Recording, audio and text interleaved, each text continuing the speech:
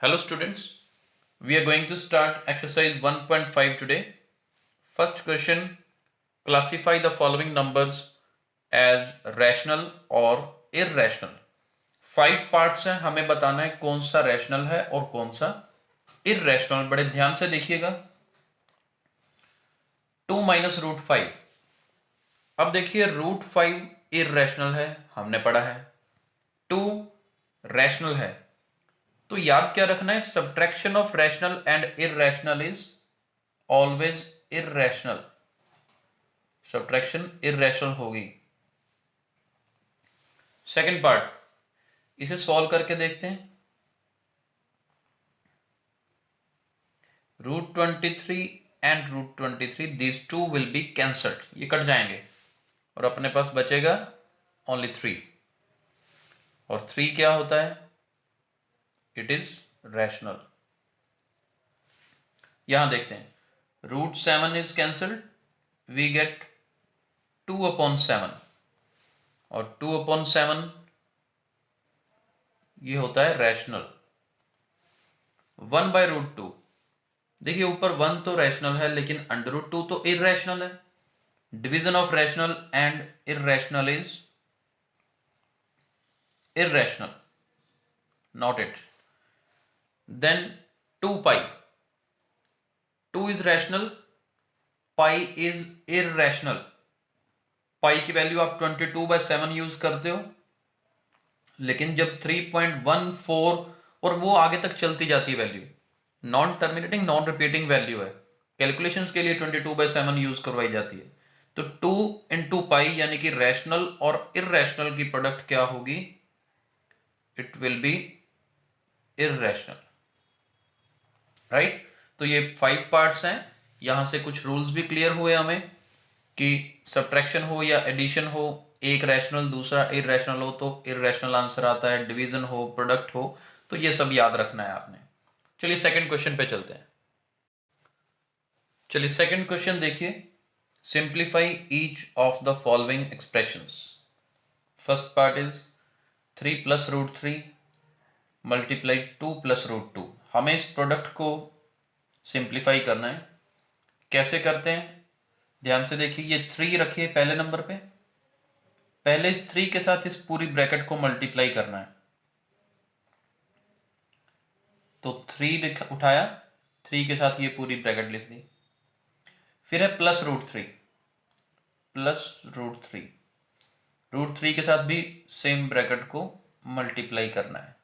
मुश्किल नहीं है, आसान सा मेथड है. फर्स्ट वैल्यू को पूरी ब्रैकेट के साथ, फिर सेकंड वैल्यू को पूरी ब्रैकेट के साथ. साइन कौन सा आएगा, जो यहां बीच में वही साइन यहां पे आएगा. 3 multiply 2 6. 3 multiply with root 2 we get 3 root 2 plus root 3 multiply with 2 we get 2 times root 3. then again plus root 2 multiply with root 3 we get root 6. 2 और 3 रूट के अंदर मल्टीप्लाई हो जाए, तो यही इसका आंसर होगा. सेकंड पार्ट देखिए. सेकंड पार्ट है 3 plus root 3 multiply 3 minus root 3. Okay, अब देखिए यहां पर क्या फॉर्मूला बन रहा है, a plus B A minus B. Formula बन रहा है a plus B A minus B. और ये फॉर्मूला किसके इक्वल होता है, it is equal to A square minus B square. यहां पर जैसे ऊपर ब्रैकेट ओपन की है वैसे करोगे तो भी आंसर आ जाएगा, लेकिन हमने क्योंकि कुछ फॉर्मूलाज पढ़े हुए हैं, we should use these formulas. Now see, a plus B A minus B, it is equal to A square minus B square. 3 square is 9 minus. अब रूट 3 स्क्वायर क्या होता है, 3 होता है. कैसे होता है, स्क्वायर का मतलब रूट 3 मल्टीप्लाई रूट 3. इसको ब्रैकेट में इकट्ठा लिख सकते हैं. अब ये पेयर बन गया तो एक 3 बाहर आ जाएगा, तो इसलिए रूट 3 का स्क्वायर क्या होता है, 3 होता है. 9 में से 3 माइनस करेंगे तो आंसर आएगा 6, राइट। तो फर्स्ट 2 पार्ट्स हमने कर लिए हैं, आई होप आपको समझ आए होंगे। थर्ड पार्ट पे चलते हैं। थर्ड पार्ट देखिए, third part is √5 plus √2 square. अब यहां पे फॉर्मूला कौन सा बन रहा है, ये देखिए, यहां लिख रहा हूं a plus B whole square is equal to a square plus B square plus 2ab। 2ab centre में भी लिख सकते हैं, लास्ट में भी लिख सकते हैं। अब यहां पर देखिए ये formula easy to implement, a square plus B square plus 2ab,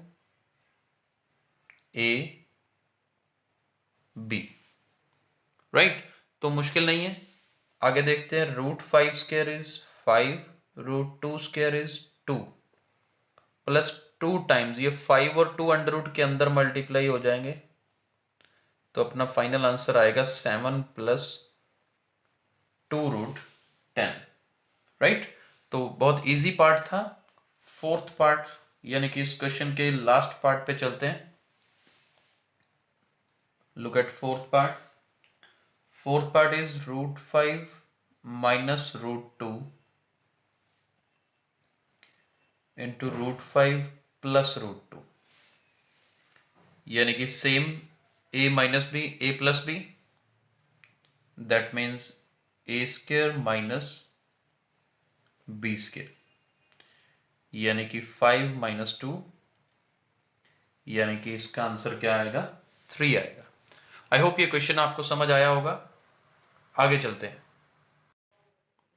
question number 3 देखिए। Recall pi is defined as the ratio of circumference of a circle to its diameter, that is pi is equal to c upon d। तो हमें पाई किसके equal दे रखा है, c upon d। This seems to contradict the fact that pi is irrational. How will you resolve this contradiction? देखिए, पाई c upon d का मतलब थोड़ा समझ लेते हैं पहले। c क्या है, सरकमफ्रेंस। आपने पढ़ा है सर्कल के केस में, circumference is equal to 2πr, यानी कि circumference is equal to 2r into पाई।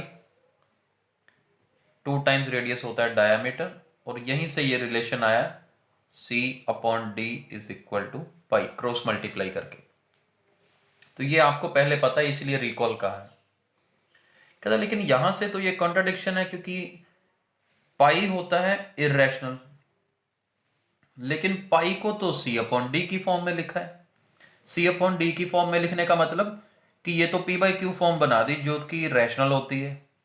ठीक है, दिखने में ऐसा लग रहा है कि आपने इसको c अपॉन डी फॉर्म में लिख दिया, ये तो रैशनल होना चाहिए, जबकि पाई तो इर्रेशनल होता है। तो ये कॉन्ट्राडिक्शन को हमें सिर्फ रिजॉल्व करके बताना है कि कहां पे कमी है या क्या चीज हमें सोचनी चाहिए इस केस में। तो ध्यान से देखिए, हम ये कहेंगे कि देखो, हमने थोड़ी देर पहले फर्स्ट क्वेश्चन किया ना, फर्स्ट क्वेश्चन में क्या किया था कि जब डिवीजन होती है दोनों में से एक अगर इररेशनल हो तो फाइनल आंसर क्या होता है, इररेशनल होता है। तो यहां पर सिंस पाई इज इररेशनल, क्योंकि पाई क्या है, इररेशनल है, ये तो श्योर है, ये हमें गिवन है। हमें तो सी और डी का जो कॉन्ट्रडिक्शन बन रहा है इसको क्लियर करना है कि यहां पे फ्रैक्शन की फॉर्म में जो दे रखा है इसका क्या मतलब है। हम कहेंगे since pi is irrational, therefore क्या क्या पॉसिबिलिटीज हो सकती हैं, सी इज इररेशनल और ये मैं यहां पे लिख रहा हूं साथ में, ध्यान से देखिएगा, बहुत इंपॉर्टेंट कंसेप्ट है। C is irrational और D is irrational और बोथ। कहता या तो C irrational है सरकमफेरेंस, या डायमीटर irrational है, या C और D दोनों irrational हैं। लेकिन ये नहीं हो सकता कि C भी रैशनल है, D भी रैशनल है और इनकी डिवीजन कर दें तो फाइनल आंसर irrational आ जाए। कैसे हो सकता है? दो रैशनल की डिवीजन होगी तो फाइनल आंसर रैशनल होगा। इसका मतलब पाई इररेशनल होने का मतलब है कि या तो सी इररेशनल है या डी इररेशनल है या दोनों इररेशनल है। तो कॉन्ट्राडिक्शन कुछ नहीं है, हमें इस फॉर्मूला को ही समझना है, इस सिचुएशन को समझाना है कि देखो पाई इररेशनल है तो बस इसका मतलब ये होगा, देयर इज नो कॉन्ट्राडिक्शन। बस इतना जरूर है कि सी जो है आप इसको इस आंसर को इस तरह से भी लिख सकते हैं, मैं लिख के दिखा देता हूं क्योंकि आपने नोट करना है इस तरह से, there is no contradiction, no contradiction as either C or D or C and D both are irrational। इस तरह से एक लाइन में आप इसका आंसर लिख सकते हैं, जैसे भी लिखें, चाहे ऐसे लिख दें चाहे ऐसे लिखें, there is no contradiction as इधर सी और डी और C and D both are irrational. तो मुश्किल नहीं है, जस्ट इस सिचुएशन को हमें अंडरस्टैंड करना है, राइट। चलिए आगे चलते हैं। क्वेश्चन नंबर 4 देखिए, represent root 9.3 on number line.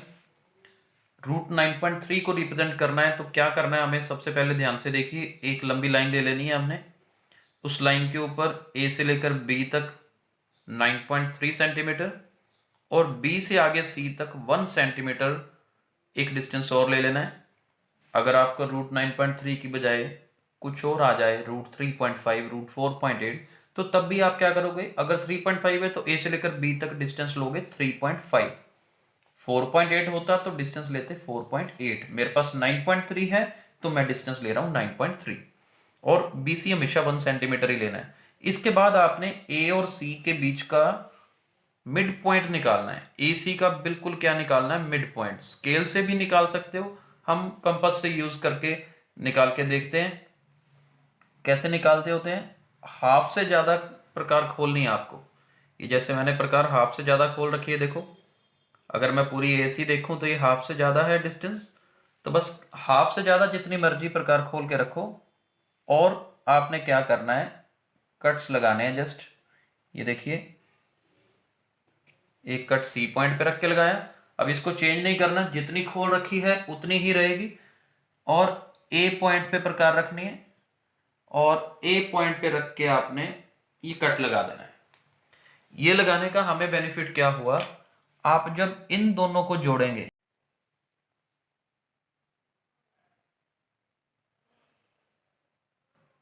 ये देखिए ये लाइन को ज्वाइन करते हैं तो ये पॉइंट जो बनता है ये मिड पॉइंट बनता है। अब क्या होता है, अब इस पॉइंट से आप प्रकार खोलिए जितनी ए पॉइंट पे डिस्टेंस है, देखो मैंने ये प्रकार को खोल लिया, यहां से लेकर ए पॉइंट तक डिस्टेंस के बराबर। अब आप जब ये सेंटर बन गया हमारा मिड पॉइंट, तो यहां पे रख के इस प्रकार को घुमाओगे तो आपका सेमी सर्कल बनेगा। ये देखिए ये हमारा सेमी सर्कल कहां तक जाएगा, सी पॉइंट तक जाएगा। तो हमारा काम, ये सेमी सर्कल ड्रॉ करने के लिए हमारे पास AC का मिड पॉइंट चाहिए था। आप स्केल से भी अगर निकाल लेते तो वहां पे पॉइंट मिल जाता, फिर आपको प्रकार खोलनी पड़ती और ये सेमी सर्कल बनाना पड़ता। लेकिन क्योंकि 9.3 10.3 बन जाता, ये 10.3 का हाफ वो पॉइंट लगाना पड़ता, और ये एक तरीका है, आप प्रकार यूज करके सेंटर निकाल सकते हो। इसके बाद हमें क्या करना है, इसके बाद बी पॉइंट से परपेंडिकुलर ड्रॉ करना है। ये स्टेप्स नोट करते जाइए, वो आप डी से भी कर सकते हो, कोई प्रॉब्लम नहीं है, प्रकार से भी कर सकते हो, वो आपको आता है निकालना। ये देखिए बी पॉइंट पे हमने डी रखी है अपने, और 90 डिग्री कैसे बनाएंगे, ये पॉइंट लगा लिया हमने बिल्कुल 90 डिग्री के सामने, और स्केल से ही आप इनको जोड़ सकते हो। ठीक, ये हमने इनको जोड़ दिया, राइट। तो इस पॉइंट का नाम हम दे देते हैं डी। डी पॉइंट लेने के बाद आपको ये BD डिस्टेंस जो है ना, ये जो BD डिस्टेंस बना, ये डिस्टेंस है रूट 9.3। तो आपने क्या करना है, ये BD डिस्टेंस के बराबर आपने कंपास खोलनी है, यानी कि ये आपके कंपास का डिस्टेंस कितना हो गया, रूट 9.3, और इसके बाद आपने बी पॉइंट पे प्रकार रखनी है और डी जितनी खोल के और इस लाइन के ऊपर कट लगा देना है।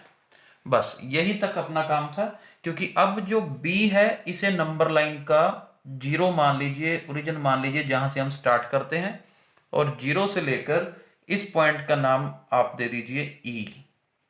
तो ये जो ई पॉइंट हमारा आया है, ई पॉइंट जो हमारा आया है, इट रिप्रेजेंट्स √9.3।